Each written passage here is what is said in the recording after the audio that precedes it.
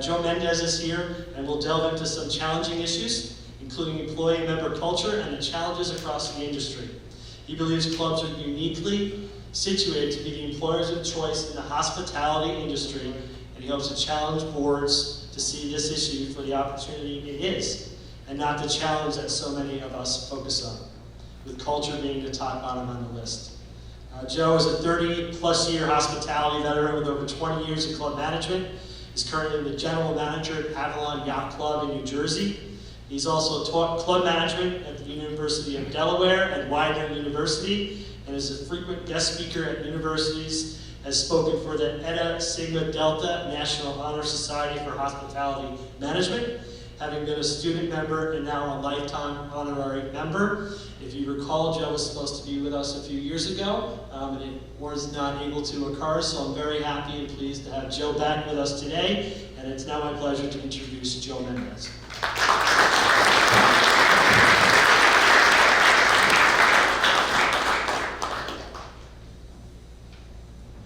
Thanks, Kevin. All right, hopefully you enjoy this. If I say anything smart today, it's because I heard someone else say it, not because I thought of it myself, so we can thank whoever that was in advance. We're going to talk a little bit about the workforce today. Board members, club presidents in the room? Okay, I may be speaking to you all more often throughout this presentation as we talk about especially some of the challenges in the industry. So we're going to talk a little bit about me very quickly. Some of our challenges, actions, I'm going to give you some statistics, and then hopefully we're going to have a little bit of a dialogue at the end to talk about what people are doing. Challenges, opportunities. We're going to have a frank dialogue. I have some photos at the end. I'm going to ask you a question before we get to that point, and hopefully that'll drive the conversation. So, as Kevin said, I'm currently at Avalon Yacht Club. I've been at Doylestown. I've been at Riverton and Cinnaminson, if anybody's familiar with New Jersey, or South Jersey, sorry. That's like the northern part of South Jersey. Now that I'm at the beach, that's North Jersey to me. Germantown Cricket and Rather. So I've been at country clubs. My first job ever was at the Union League, right up while I was my co-op at Widener University. So been in a country club, been in an athletic club, city club, and now a yacht club. So I think I have a pretty good perspective of the industry. I am I am the PBCMA past president from a long time ago. I'm also a Club Foundation past president. I'm the immediate past president of CMAA National, and I also sit on the Club Foundation board for CMAA. So it just means I don't say no very often, and I think it was a great opportunity. I just finished my last executive committee meeting. I'm probably the wrong room to say it, but we went to the Eagles-Giants game on Sunday. I'm not sure. Go Birds, yeah. Sorry, I'm an Eagles fan, born and raised, so I apologize in advance. I speak at Widener University and a professor. I'm actually teaching the club management class this semester, so it's offered every other year. I've spoken and taught the course at the University of Delaware. I just was a speaker for Iowa State the other day, and I'm going out there in December, I think December 8th. I don't know why I'm going to Des Moines, Iowa on December 8th, but I'm going there for their Shark Tank thing for their club management class.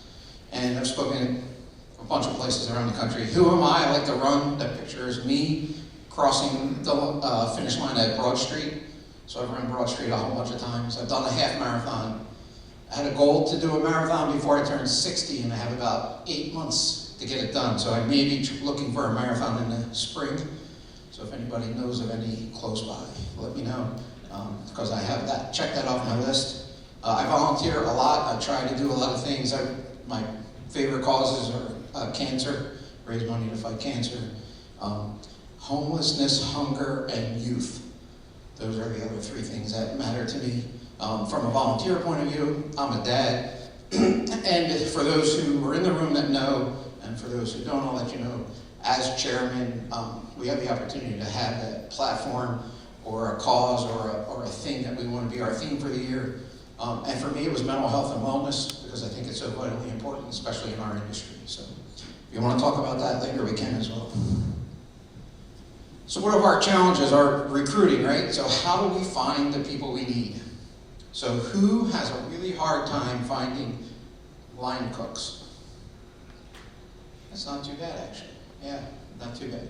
Line cooks seem to be one of the tougher roles to fill since COVID. So finding frontline staff is really, really difficult. Where do we look? How do we find them? Is it the schools? Is it universities? Is it culinary schools? Is it high schools to find frontline staff? Is it your members to find frontline staff? Your current employees? So my recommendation always, the best results I've ever had have been when employees bring me employees. Because if you get a good employee, they're not going to recommend, most of the time, they're not going to recommend a bad employee. Someone who they have to work side by side with and carry the weight of that person because they don't want to work hard. So for me, I think that's always the best point. Entry level and mid-managers are really, really challenging in our industry right now.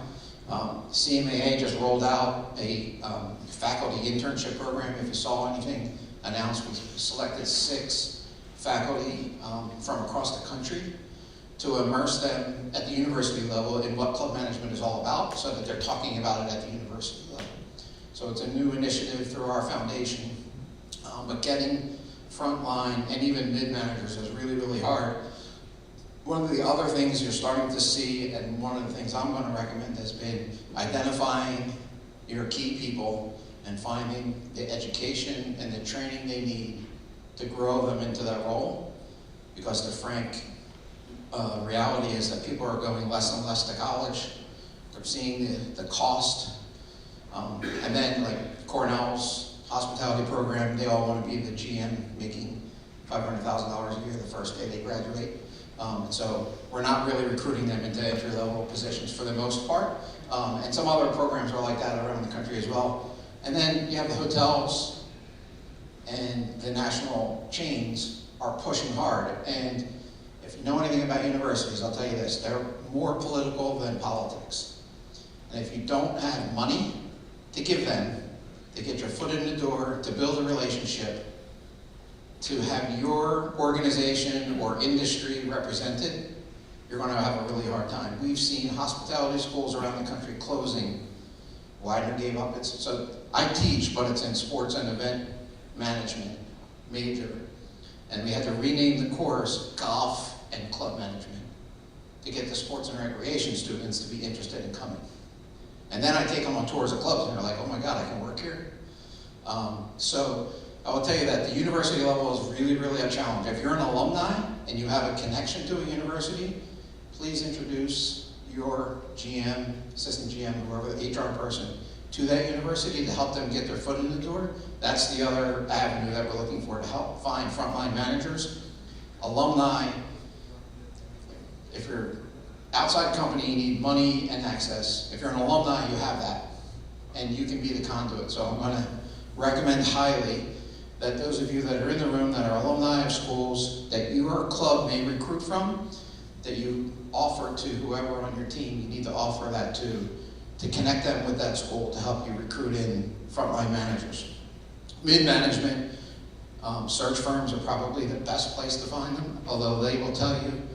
I know I talked to Tom Wallace not that long ago, and they said the hardest roles for them to find people for are the mid-manager roles. There are not a lot of people out there. So there are a couple of companies that have started to focus on that. There are a couple of smaller companies like Gecko, Horizon Hospitality that do placements that probably have more of a pipeline of the mid-management group, so that's going to be a place you're going to want to look. So as we all know, since 2020, 1.2 million people left the hospitality workforce and a lot didn't come back. And then retention, how do you keep people, new hires, recent college graduates, and your long tenured staff? How do you keep people happy? So we're going to talk a little bit about that as we go forward. So this is unemployment in hospitality. And so you'll see it was almost 10% in 2015, and it was 9.4% in 2015, and in 2020 it was 39.3%, and it's down to 6.4% today, but it's the highest sector in the US for unemployment, besides the film industry and publishing. They're the only two industries that have a higher unemployment rate than hospitality. This is the average hourly rate for employees across all industries in the United States since 2015. So we're gonna look at numbers. It's a really busy chart, but you'll see in January 2015 it was 14, right? And as of August of this year, it's $22 an hour. My expectation, because it was still only $14.59 in 2016, that we're gonna come close to 100% increase in 10 years from 2016 to 2026 in the hourly rate. Hard to budget for, hard to manage, hard to pay, and we'll talk a little bit about some of those things. And that's just the hourly rate. That doesn't talk about how that impacts up. So for me, right, I have to pay, so I'm in New Jersey. For those of you that are in New Jersey, the minimum wage I think is going up to $15.90 something. I think it's $15.92 or something like that, January 1st. So that means I have to pay my 16-year-old sailing instructor $15.92 an hour to basically babysit kids in a sailboat for 6 hours a day. So how much do I need to pay my line cooks, my more senior sailing instructors? So all of that stuff has such a major impact upwards on salaries and budgeting. So here is total compensation per hour worked. So in 2015 Q1 it was $13.31 an hour, and in Q2 of 2025 it was $20.36 an hour, which is a 53% increase in hospitality, as opposed to 48% across all other industries. So hospitality continues to grow in its need to pay at a higher rate than other industries are. And so these are job openings, and what I would say is we saw earlier that it was almost 10% unemployment in 2015, but that only represented 925,000 jobs. The 6.4% in 2025 represents 1.17 million job openings in hospitality today. So you're competing with tens of thousands of organizations trying to hire 1.17 million people around the country when we talk about how to recruit and retain and keep the workforce. So frontline staff, employer of choice. Who here is a CMAA member? Great, so if you haven't yet, we had a couple of MCMs, which are Master Club Managers, receive their certification at last conference. One of those wrote and did their research for 3 years on what does it mean to be an employer of choice. So I encourage you to go into CMAA portal, find that paper. It's long, but it has a lot of data and a lot of great information about what it really means to be an employer of choice. So it was really well done. I believe it was Mark Ray who did that research. Where do you find them? And what do you pay them? So right now I'm paying, like a marina hand, I have to start at $23 an hour to find somebody to basically stand around and wait for somebody to come to their boat and help them load their things onto the boat and clean off my docks. And so, you know, these rates, you have to pay to find. So I'm in a weird spot. So how many people know Avalon at all? Right, so probably not dollars and cents, I'll say, that are outside what you all expect, but the average home today in Avalon lists for $3.3 million, and it sells for $3.4 million. And so, is anybody familiar with the MIT living wage calculator? Yes, so one person. So if you Google MIT living wage, it'll tell you what it costs to live based on a single person, a couple, kids, no kids, all of those things. Not just what it, like, not poverty, it'll tell you poverty level, but what does it really cost to live in a space? And so when I look at it, I realize, like, my AGM, and so I'm a small club now, I kind of starting to step down in my career, and my club's only a $4 million club. My AGM, you know, is 6-figure salary, but not much above it. And that's barely above living wage for the Cape May Courthouse area for him to live. Like, I have to pay a lot compared to my revenue to pay my staff. And that's a challenge, but you have to do it. You have to know that information. So when you're looking for people, are you understanding what does it cost them to live? Where are they coming from? A lot of my staff drives 45 minutes to an hour to get to the club because that's where they can afford to live. Right? And I'm sure that's not dissimilar here, although 45 minutes could be 5 miles here. Right? It's a little further for me, but the same point, right? People are having to come from far away to work for you. And so how do you set your pay rates at the right level so that you can recruit people who don't think, I don't want to drive an hour to work every day anymore.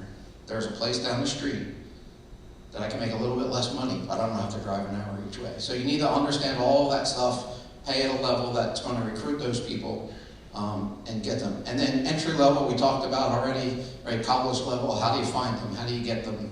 How do you get connected to the colleges?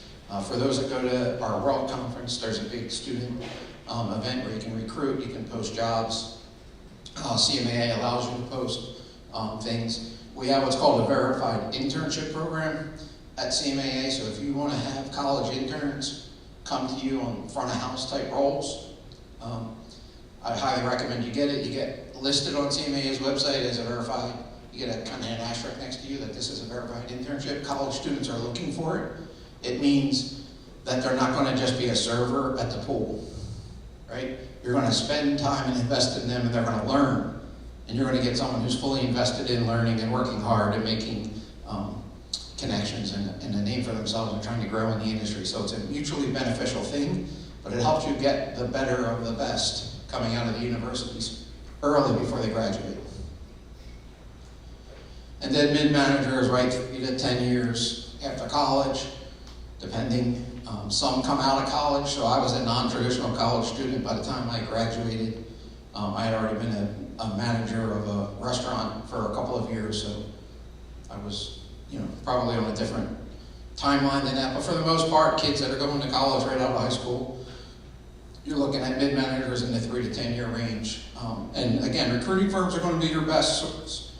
Connectivity, connections, CMAA, PGA, GCSAA, whatever those things are, they're going to be your best sources. And then we're going to talk a little bit about becoming an employer of choice and some of the things, right? That's really going to be your biggest recruiting tool.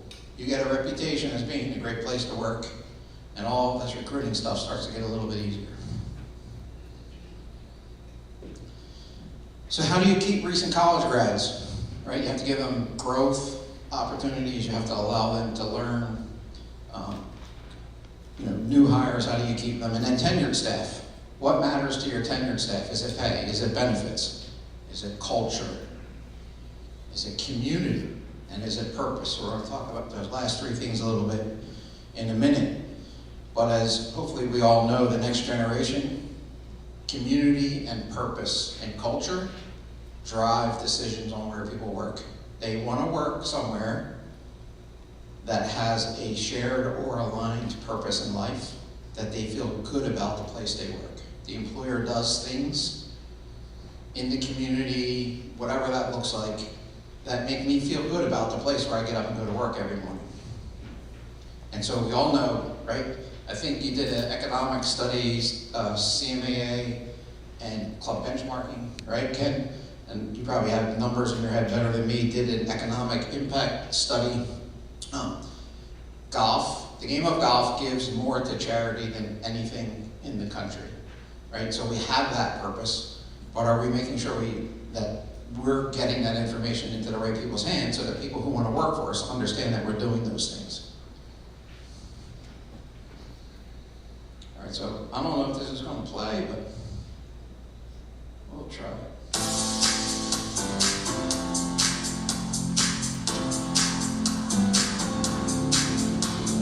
When you think of a profession in hospitality, you may think of restaurants, hotels, and resorts. But did you know there are an abundance of rewarding opportunities in private clubs?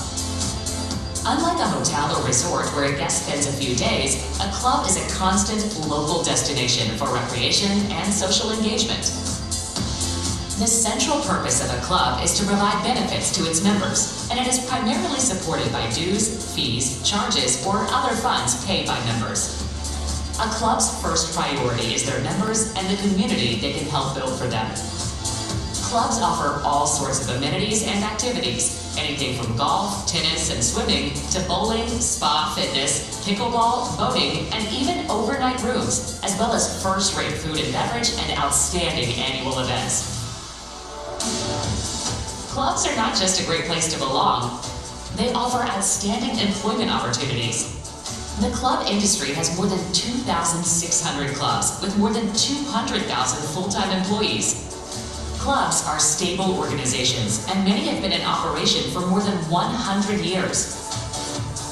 During the recent COVID-19 pandemic, unlike other areas of the hospitality sector, most clubs pivoted and continued to operate in new ways to keep their members engaged. Clubs offer a collegial work environment where staff members operate as a close team and develop positive relationships with club members as well. Clubs offer competitive salaries and benefits. Clubs offer hospitality professionals an outlet to manage and operate a truly multifaceted facility without much restriction of corporate standards or in-the-box thinking. Club managers can be creative in their workplace and often have the freedom to do what it takes to operate a facility that is simply an enjoyable place for their members to be. The club industry is very diverse in the numerous job opportunities available to workers. There are positions available in events, accounting and administration, human resources, membership, marketing and communications, golf, racket sports, spa, fitness and wellness, culinary, and aquatics. This really does mean there is a spot for everyone, including you. Learn more at cmaa.org.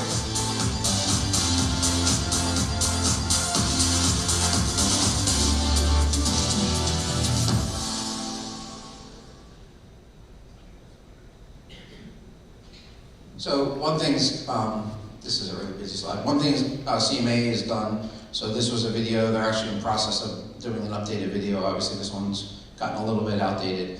But really trying to promote the industry out, especially into the university level. So what you see, what we talked about at universities is, we're not just looking for hospitality schools anymore, right?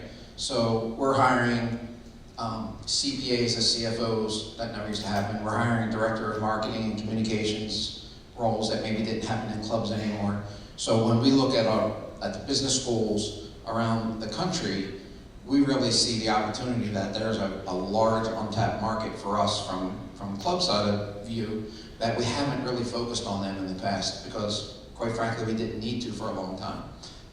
Hospitality schools are closing or changing their titles. Sports and recreation seems to be the biggest one. So that sport and recreation major and obviously business major are areas where we want to focus as we look to recruit into the future. So, this is a really, as I said, a really busy slide, but we're talking about, what do we stand for? We talk about family, right? So how many people in here really look at the club as an extension of your family or a second family, right? So I know, thank you, yeah, I know I do, right? When I go to work, it's like the members are part of my family and the team is part of my family. I spend as much, sometimes more, time with my second family as I do with my first family. And so we want to make sure we communicate that and make people have that feeling, that connection, sense of belonging. That's the thing that people are looking for. I talked about mental health and wellness. So when you talk about people that have struggles or challenges, connectivity and connection and community are the things that help people who are sometimes going through that because they don't feel those things. And so if you can build an environment where people feel that, you're going to have people coming to you because they want to work in a place like that. So how many do employee surveys? A few. Ken, you can probably talk about employee NPS, right? So I know benchmarking and a couple of our partners, my club benchmarking, do employee NPS surveys. Highly recommend it. Everywhere you go, send you an NPS survey. Every time you stay in a hotel room, restaurant, clubs, we all do it for our members. We should do it for our employees as well. I was just talking to someone the other day. Someone told them they had, from the outside it looked like maybe there was a little bit of a culture issue, and the person who was close to the situation said, I don't see what you're telling me. And then they did a survey, and they found the employees were positive on all but one issue, right? And the one issue was that people I work with don't care about the quality of what they do. And so that person's like, wow, I have a problem and I didn't know it. And so doing employee surveys is really super important. People expect it, they want to be able to give feedback. I'll tell you now, having been through the passion surveys and some other ones, you'll get okay results the first time. And then when people realize it's really anonymous and no one's going to get in trouble for what they say and you're actually listening to them, it gets worse the second year because people get really honest. And that's a good thing. And then you'll see it start to grow from there. Having done employee surveys across multiple organizations, I can tell you that the sense of team and the feeling of buy-in from the staff is huge. If you're not doing them, I really, really encourage you to start to do that. Are you investing in the best technology? Is your staff really frustrated with the technology you're using at the club? You want to recruit the next generation, don't have bad old technology at your club. They're not going to, they have better stuff at home, in their dorm room at college. You know, they're going to want to make sure that what they're using in their everyday life, that what they have to use at work, at least just that. You know, how many people are embracing AI in some form or another? Yeah, so if you're not using at least ChatGPT to help you write your monthly newsletter article or whatever that thing is you need to write, you're missing an opportunity. So what I do is I do bullet points, I throw it into ChatGPT, it spits me out an article, and then I take that and I rewrite a lot of it or some of it with my tone. And slowly it's starting to learn me, which is kind of scary.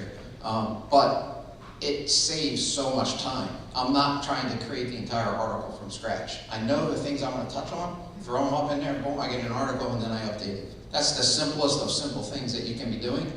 And if you're hiring, I guarantee you that at least 75% of the people who are applying are using ChatGPT to help them write their cover letter and answer the questions that you send them. And if they're not, you probably don't want to hire them, because they're understanding how much technology can help them. And then employee recognition, right? We all do 20-year, 30-year, 15-year, 10-year, right? That's a pretty standard recognition. But how are we going above and beyond? So two things I know, like at Philadelphia Country Club, they actually have the board gives an award to the best employee for the year, but then the employees also give an award to the best employee for the year. And they're never the same. Sometimes they are, but they're usually never the same. One thing I say, I'm going to divert for a second. When I've had challenges with quote unquote sacred cows, whatever you want to call that person who the members love, but they're not really very good at most of their job, is sometimes your best employee is not your best employee. So I've had members say to me, we can't get rid of the prime one. I was just talking to a friend the other day. It was a locker room attendant. So all of the members said, how can we make the experience better? And the GM said, well, you know, the guy who's been here 30 years is not really cutting it, and we put them on improvement plans and nothing's happening. Well, you can't get rid of him, he's been here 30 years. So, well, you're not going to get a better experience because he's not your best employee. He's doing this, they're doing this, sometimes they're stealing. One was, person was ordering for a satellite bar and taking the liquor, and he was doing parties for the members at their house and said, just write me a check and I'll bring the liquor too. And the club was paying for the liquor and the person was keeping all the money. And it was their favorite bartender. And you had to let them go. So as members, my encouragement to you, those of you in the room that are on the board of presidents, is listen to your team when they tell you that while everyone loves this person, they might not be the right person for the job because they're bringing them down. Look, in Philadelphia right now, we're talking about a top 10 wide receiver and getting rid of him because his actions are ruining the rest of the team, right? So he's your best employee when you're out on the football field, but when you're out not on the football field, not necessarily the best employee. So sometimes addition by subtraction is the best way you can handle some of those things. So Pricewaterhouse did a survey, and they asked two questions. How much extra time would you work? If A, you got a bonus for every 15 minutes you work, it caps out at 90 minutes of work. And B, customer satisfaction increases but you have to work 150 or more minutes to make it happen. And employees will work up beyond the 90 minutes, up to the 150 minutes, because they're concerned about customer satisfaction without any concern for, I stop getting more money once I get to this point. I'm not going to get any more money for the extra 60 minutes I'm working, but my customers are going to be happier. And so that's the purpose that the employee has. And it's untapped. People don't understand it. So how are you communicating that to your staff? So when money's the sole incentive, you have to keep giving more. So we just talked about the hourly rate went up 100%, right? Or my guess is by 2026 it's going to be 100% in 10 years. And if money is your sole incentive, you're going to lose them to the guy down the street that decided they're going to throw more money in because they need the role filled more than you because you already have it filled. 6% of people will work for less money if they have an ideal manager. 9% will leave for ideal work life. They call it balance. I like to call it synergy because there's no such thing as balance.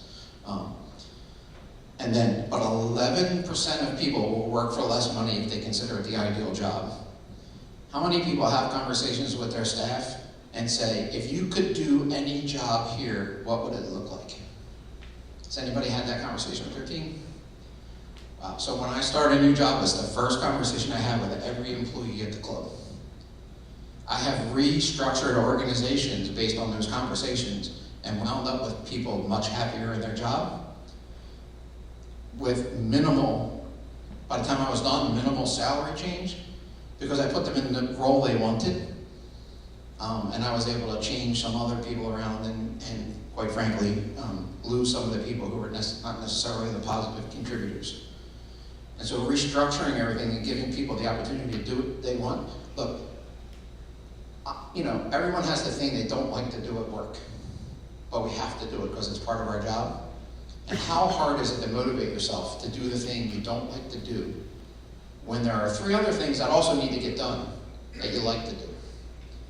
What thing doesn't get done? The one you don't want to do. So if you can find out what people want, if you can talk to them about what makes them tick every day, get to know your staff. You talk about building culture. For me, it's really simple. I'm going to curse in a minute, and I apologize in advance. It's really simple, right? Treat people nice. Carmel Country Club in Charlotte, great club, great property. Their thing they put on their annual meeting slide every year, and some of you have heard this, I see the smiles already, is don't be a dick. That's the message to the members from the board. Treat people right? That's what culture is all about. Treat people the way they want to be treated and treat them well. If you can do those things. And then the third piece for me is make sure they're doing what they want to do. They will make you better. You'll look like a star. And for those GMs in the room, you'll get to the point where you maybe don't have to work as much, as hard, as many hours. Because you have a lot of people doing what they want, highly motivated, coming to the club, happy to be at work, and performing at the highest possible level that they can perform. So sense of purpose, connection and community. We're going to show Admirals Cove a little bit here in Jupiter, Florida. Has anybody been to Admirals or an Admirals member? So I apologize in advance, you're going to see some of their stuff. So one of the things, Brett, who's their GM, they do a lot of charity stuff outside of the club. They do food banks, they do backpacks for kids going back to school, cleanups, all that kind of stuff. And now we're going to have a hard conversation. So for those of you that are board or just members of the club, how many of you have been to your employee areas of the club? Okay. And how many of you would say that those employee areas match the member areas of the club? So how many employees do you think really inside believe that you care about them as much as you say you do? And I can say this because I'm at work for all of you. It's the reality, right? So here's some employee break rooms. Some of them from places I worked when I got there. Some of them still look that way because the club was unwilling to invest.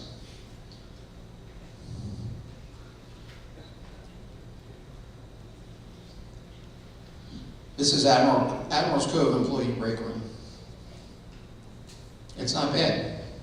You think the employees think the members care about them when they come to work, and that's why they get to sit and eat their lunch every day?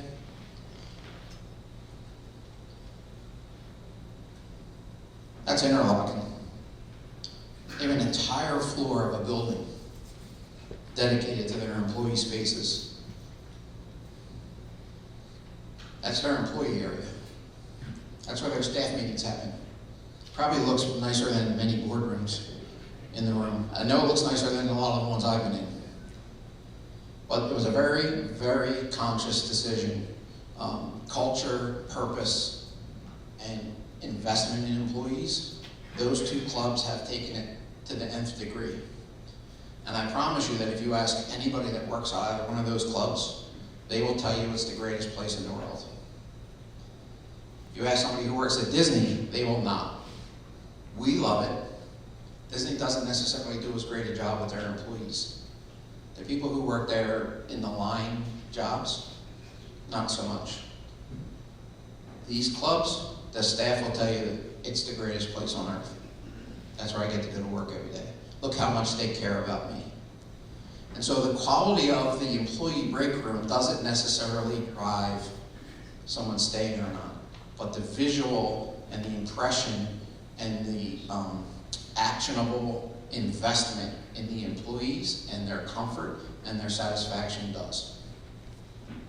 So I encourage all of you, who has done a renovation in the last 5 years or a construction project? And how many of you have upgraded your employee spaces when you did that? Congratulations. That's actually a pretty good number. So, you know, when you're doing construction projects, the staff is going to ask you for 2 things, or 3 things. Allow us to be a part of the conversation so it's done efficiently. So when we work, we're working at our best, right? Give us storage, because you never have enough storage in clubs. And make sure we create a space where the employees feel valued. And so I encourage you all as you're working through. Those of you that are looking to do projects, we all are in the next, you know, we're starting the conversation around a new clubhouse for us, because we're, you know, ours is 15, 20 years old, and at the shore, that's takes a pretty good beating with all the wind and the salt air. And those things, we have no storage, and I have 0 employee break area. How good do you think the employees felt when I got there about working there? Not very strong. Did an employee party. Who does like employee recognition or employee appreciation events? Hopefully all of you, yeah. So some of you may laugh at this. I got there and all I did was I got Sweet Lucy's from Philadelphia to come down and do barbecue. I got a karaoke, self-operated karaoke booth, and I hired 2 local bartenders to come in and bartend for me. And the Sweet Lucy's people ran the food and beverage. And I gave away about $3,000 in gifts. Televisions, MetaQuest, AirPods, you know, you name it, a whole bunch of stuff. You would have thought I gave everybody $1 million bonus, because they never did anything like that before. So these, you know, if I can raise my dues 5%, I can have $100,000 to do things for the employees.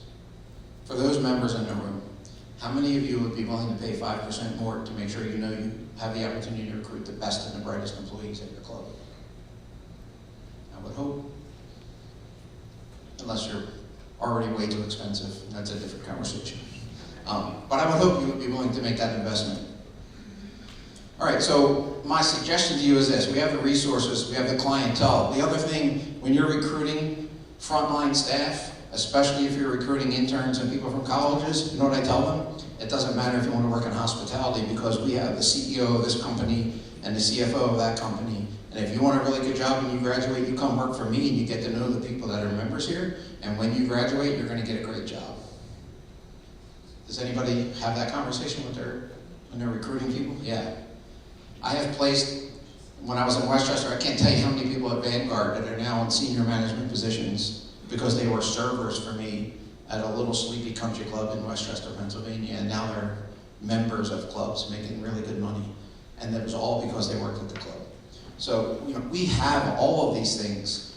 We just need to take advantage of them, and we need to be telling the story.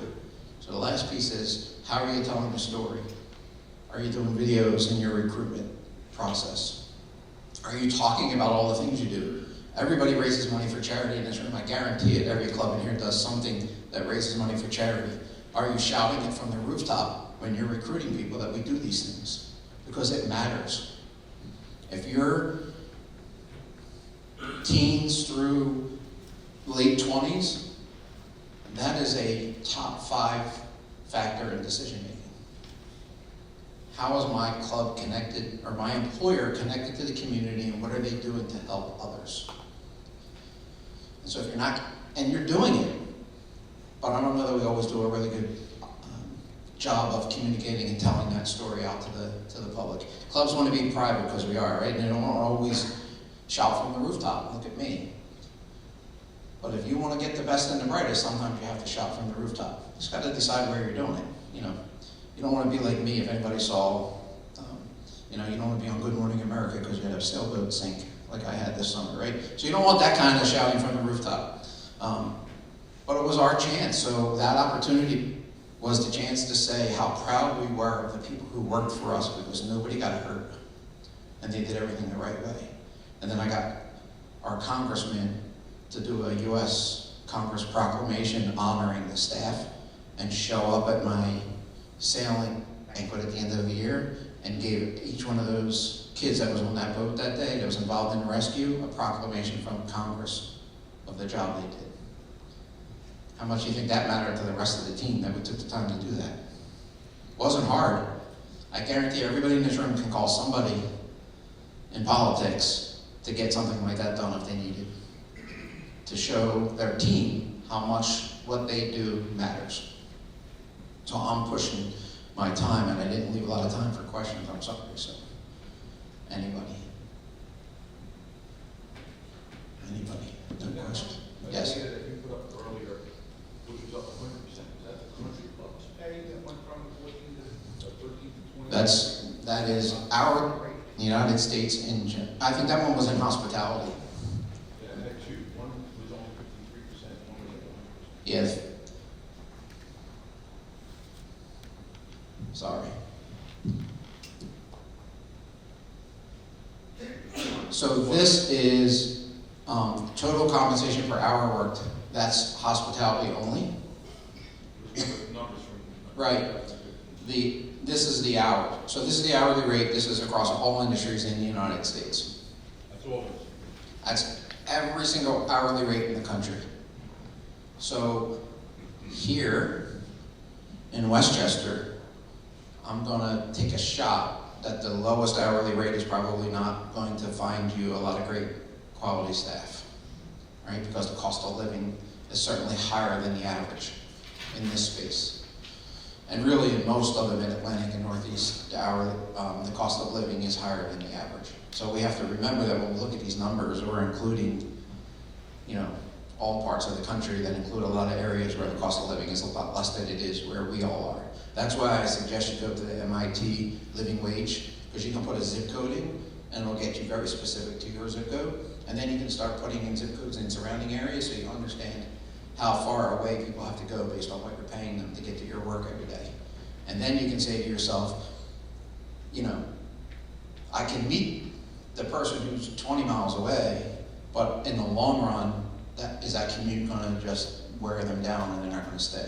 Or should I focus on the person who's 10 miles away, right? Because the reality is, for a lot of clubs, recruiting within a couple of miles of your club is probably not realistic for a lot of your hourly employees just because of your location, right? Most clubs are in areas where cost of living is pretty high. The people who live in those areas are typically, kids that are going to be going to college. You might get, them to work. You're going to get them to work as caddies, right? That's the easy answer. You're going to get them to work bag room. You might get them to work tennis or lifeguarding at the pool, but you're not going to get them to be dishwashers in the kitchen, probably. You're not going to get them to be utility in the kitchen. You're not going to oftentimes get them to be server assistants in the dining room. You're going to have to go outside of that area. So you want to understand not just where you are, but around you. So this is pretty national data. I tried to get some updated stuff, but unfortunately our government's shut down right now, and getting things from their websites is a little challenging. But the MIT living wage, I use it all the time. I share it with my membership at my annual meeting, just so they understand when we talk about dues increases and cost of things, and sharing that information about what it takes to live here. Because for me anyway, my members, my club, it's a second at least, and for many it's a third, fourth, or fifth house. And it's a third, fourth, fifth, sixth club that they belong to, right? And they're there for I'm open 6 days a week for 10 weeks, that's it. And then I'm open 3 days a week for like another 10 weeks. And then I'm open 1 day a week for like another 10 weeks. I'm closed for 3 months because nobody's there. So, my members don't necessarily understand it because they're coming in, their car carriers bringing their car up from Naples. So over 10% of my membership lives in Naples and in Avalon. But only 40 of 625 members, which is our cap, only 40 of them live in Avalon year-round. And they're the ones who understand what it costs to live down there, right? So sharing the information and the data and letting people understand what it costs to live where you are helps you tell the story of why you need to do the things you need to do. And then you have to add on top of that, we want to be an employer of choice, not just meet a living wage. Right? If you want the best, living wage is not the way to get there. Anybody else? Joe? Yes? Just curious, how many students do you have in your class, and has it improved with the name change? So this semester there are 13. Widener is a very small class. 2022 is a large class at Widener, unless it's a lecture, and even then it's only like 50, 60. It's not a large class university. So when it was hospitality and they had a whole bunch of students, the largest I think I had was 21 students in the class. The lowest I've had has been like 9 in the class. Delaware runs in the neighborhood of 15 to 20 students in their class on a regular basis, but I think it was only 11 the last time I taught there as well. So the problem is the other side of it is we're not telling the story at the high school level. So people, in Europe, hospitality is a career, and you don't need to tell people that this is a career that you can actually be very successful in. In Boca, it was probably 15 years ago, but in Boca, they did a list of the top 10 nonprofit CEOs in Boca. 3 were hospitality executives, 7 were country club GMs. So people don't understand that this career, especially clubs, so we pay the second highest, casinos pay the most, but we have the best quality of life as an employer in clubs, and we don't tell the story enough. People do not know.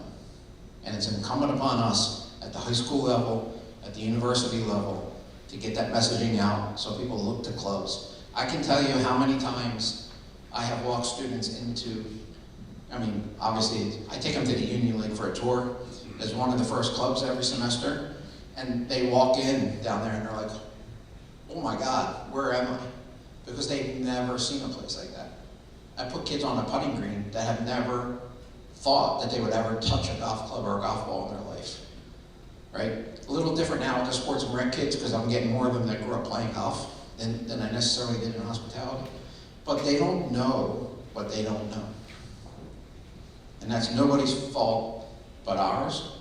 And as an industry, we just haven't needed to tell the story. But our member expectations have dramatically increased. The business has turned into an actual business. The business acumen to run a club dramatically, right? Gone are the days when the maitre d' became the GM and their greatest skill set was talking to everybody in the dining room on Friday night. If that's your greatest skill as a GM today, you're probably struggling to keep your job or to get a job in a more elevated facility, right? And so we need to start telling the story. People don't know when they get a CPA nowadays that they can actually work in a club, be a CFO, and have a really good life, and be off on the weekends and at night in the club business, and call friends all over the country and go play golf. Because that's what we do. Yes?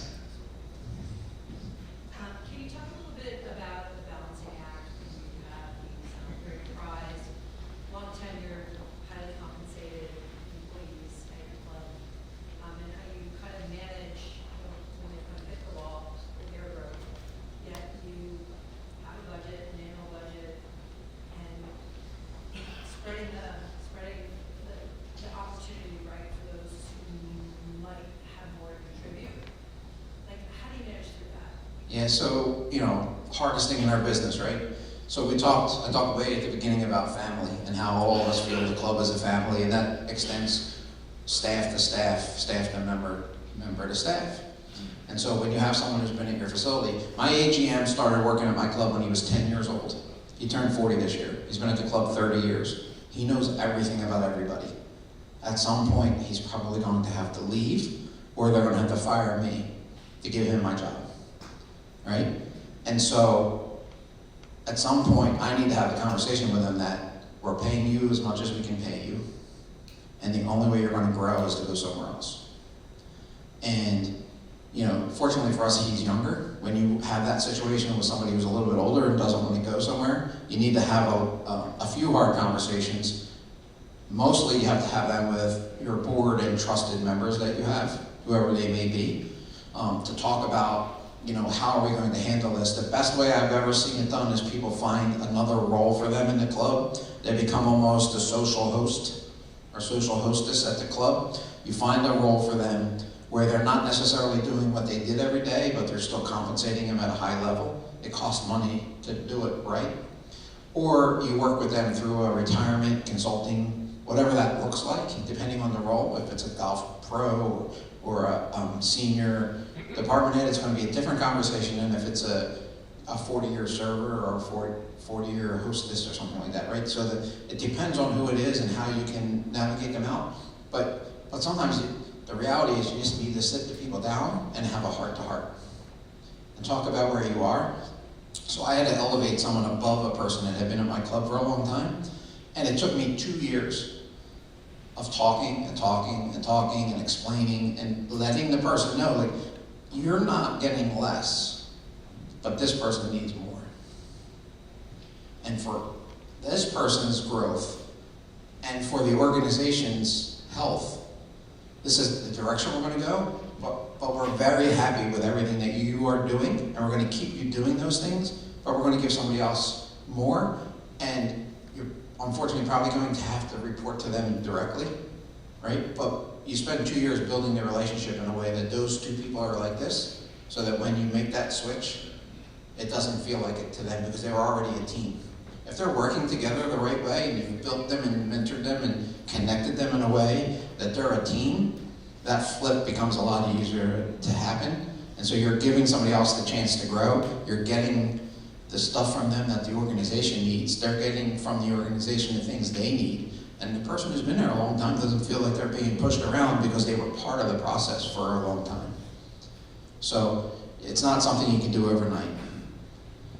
The not good way that I've seen is people say, okay, at the end of next year, you're done. We're going to celebrate you and move you out. Sorry, going too long. So you don't want to do it that way. But it's got to be a partnership, and the biggest thing is if you built the connections the right way. I talk to everybody that works at my club about everything in their life outside of work. So then when I have to have hard conversations with them, it's Joe, my friend, or my confidant, not the guy who's paying me. And that's really important that you do that.